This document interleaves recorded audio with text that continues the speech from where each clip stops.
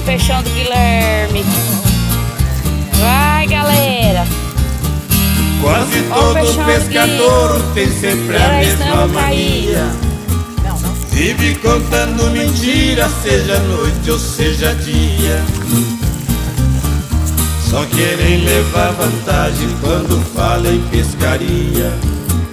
Mas o final da história é o balcão da peixaria. E aí, pescador? Qual que é a emoção, pescador? Vai pescar com os amigos certa vez.